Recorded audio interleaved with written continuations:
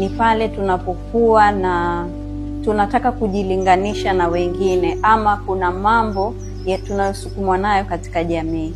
Kwa mfano, kama tunataka kujilinganisha labda na marafiki zetu ama watu wa aina fulani fulani, hii inatufanya sisi tuanze kukimbia kuishi maisha ya watu wengine na kusahau kuhusu sisi wenyewe. Kwa hiyo sasa lile swala la wewe ni nani, unavyoviamini, unavyovithamini, inaweza isiwe katika vipaumbele vyako, kwa sababu unajaribu kuishi maisha ya mashindano na watu wengine, kwa hiyo unaendana na maisha ya watu wengine.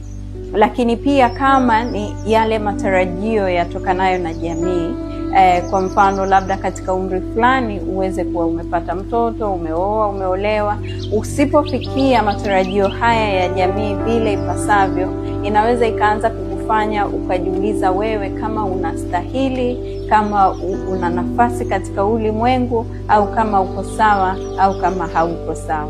Kuna matarajio ya kijamii na nafasi yako katika maisha kwa sasa. Kwa mfano, kuna jamii zingine, kwa mfano katika makuzi tunaelewa kwamba wanaume wana nafasi fulani, wanawake wana nafasi fulani.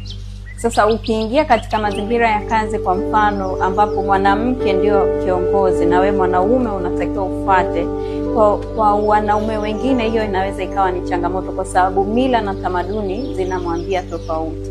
Ama kwa mwanamke inaweza ikawa changamoto kwake, kwa sababu mila tamaduni zake zinamwambia yeye ndio anatakiwa kufuata mwanaume. Sasa katika hatua anatakiwa kuongoza, wanaume inaweza kumpa changamoto.